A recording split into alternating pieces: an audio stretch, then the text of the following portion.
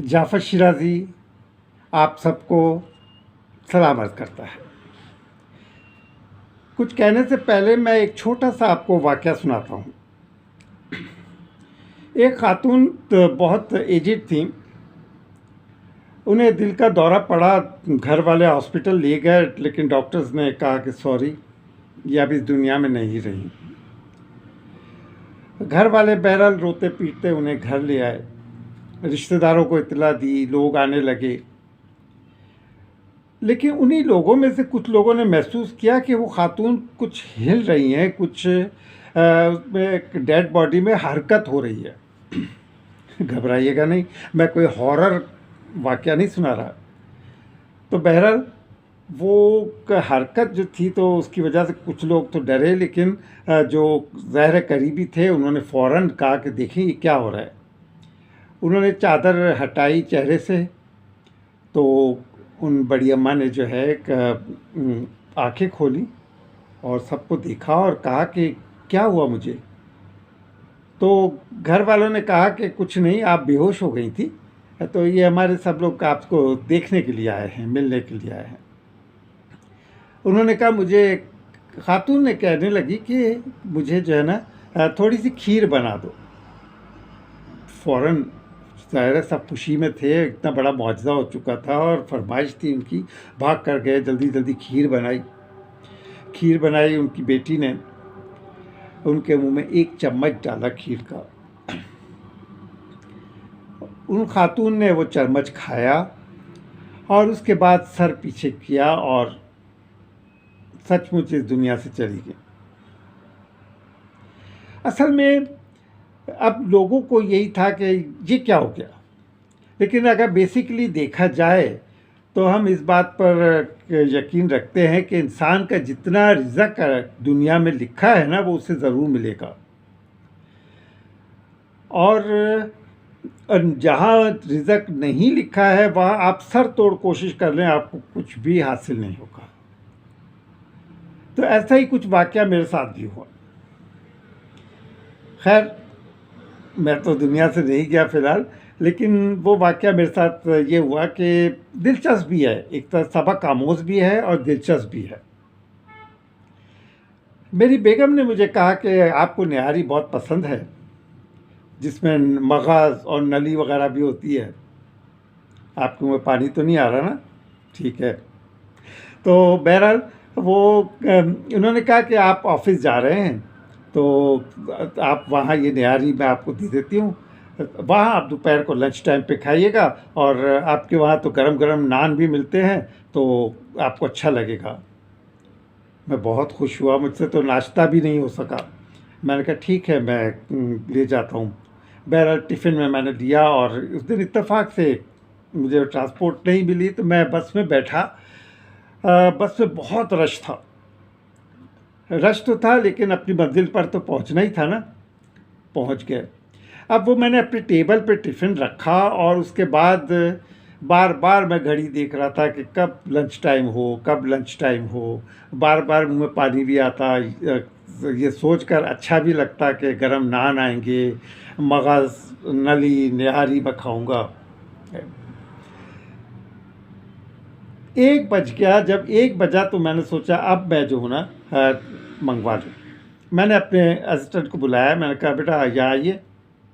ये कह के मैंने अपने हिप पॉकेट पे जो है वॉलेट अपना देखा तो नहीं।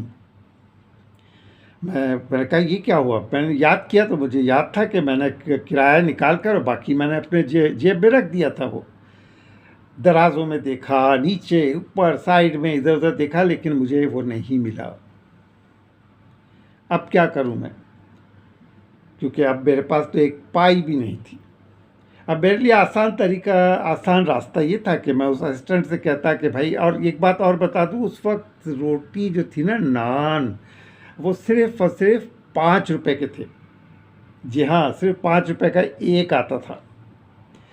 तो मेरे पास 10 रुपए भी उस वक्त जेब में नहीं थे, सारा का सारा तो चला गया। मैं चाहता तो उससे मांग लेता, उससे कहता कि भाई तुम 10 रुपए का ये ले आओ, उधार दे दो, मैं खाना खा लूँगा। लेकिन पता नहीं क्यों मेरी अना कह लें, मेरा ज़मीर कह लें, वो राज़ी नहीं हुआ इस बात पर कि मैं उससे पैसे मांगूं। तो बस एक सेकंड में मेरे जहन में ख्याल आया और मैंने उसे कहा कि बेटा, आज मेरी तबीयत कुछ ठीक नहीं है, तो ये खाना मैं खा नहीं सकूँगा, तो इसमें निहारी है, तुम खा लो, रोटी ले आओ और तुम खा लो। उसको कुछ शक तो था कि कोई गड़बड़ हुई है, लेकिन उसने कहा कि सर, आप कोई खैरियत तो है, क्या बात है? मैं कहा हाँ हाँ बिल्कुल खैरियत है, बस तबीयत नहीं चाह रही ना, तुम ये ले लो। वो खुशी खुशी मेरा टिफ़िन उठा के सामने वाली टेबल पे बैठ गया।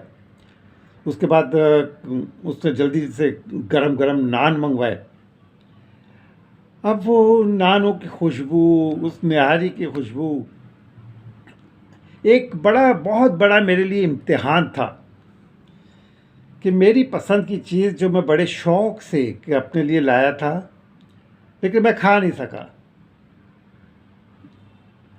या तो मैं अपनी अना को मार देता, या अपने ज़मीर को चुप करा देता, 10 रुपये मांग लेता मैं उससे, लेकिन शायद मेरे नसीब में वो निहारी थी ही नहीं। काफ़ी देर सोचने के बाद मुझे ये अंदाज़ा हुआ कि दुनिया में कितने लोग हैं, लाखों लोग ऐसे हैं जो पैसे ना होने की वजह से भूखे रह जाते हैं। लाखों लोग ऐसे हैं जो खाने को देखते हैं, चाहे वो अच्छा हो या सस्ता खाना हो, लेकिन देख सकते हैं, लेकिन वो खा नहीं सकते कि उनके पास पैसा नहीं होता। कुछ लोग तो ऐसे भी होते हैं जो मांग भी नहीं सकते। वो क्या फील करते होंगे? ये तमाम एहसासात उस पूरे टाइम में मेरे अंदर घूमते रहे, मेरे दिमाग में गर्दिश करते रहे कि उन लोगों पर क्या बीतती होगी। हमने अक्सर ये भी देखा कि किसी अच्छे से रेस्टोरेंट में जब हम जाते हैं तो बाहर लोग खड़े होते हैं, बाहर बच्चे खड़े होते हैं, वो बड़ी हसरतनाक निगाह से अंदर देखते रहते हैं कि हम क्या खा रहे हैं, क्या नहीं खा रहे। उस दिन मुझे एहसास हुआ कि वाकई जिसके पास पैसा नहीं होता वो क्या होता है। लेकिन साथ ही ये भी एक मुझे एहसास हुआ कि वाकई रिज़्क़ जो नसीब में है वो मिलेगा। अगर नसीब में नहीं है तो आप लाख कोशिश कर लो, आपको नहीं मिल सकता। हाँ, मैं एक बात ज़रूर कहूँगा आप सबसे एक बात ज़रूर कहूँगा कि आप लोग खाना खाने जाते हैं, कभी डिनर पे जाते हैं, कभी लंच पे जाते हैं, अच्छे से रेस्टोरेंट में जाते हैं। वहाँ ज़ाहिर है सस्ता तो नहीं होता होगा, अच्छी खासी अमाउंट होती होगी। जब आप ये सब खा लेते हैं ना, तो क्या ये अच्छा नहीं होगा कि आप अपने चौकीदार के लिए, अपने किसी नौकर के लिए, या किसी ऐसा गरीब शख्स के लिए जो कि आपके आसपास नज़र आता हो, आप एक पैकेट उसके लिए भी कुछ ले लें, चाहे वो बिरयानी क्यों ना हो, आपने कुछ भी खाया हो। किसी का पेट भर जाएगा और आप सवाब हासिल करेंगे। तो दोस्तों, कभी भी ये मत सोचना कि तुम छीन कर किसी से कुछ खा सकोगे। आपको सिर्फ वही कुछ मिलेगा जो आपके नसीब में है, और नसीब अल्लाह ताला लिखता है, जो रहीम व करीम है। ठीक है दोस्तों, आप मुझे इजाज़त दें, फिर इंशाल्लाह बहुत जल्द हमारी मुलाकात होगी। अल्लाह हाफ़िज़।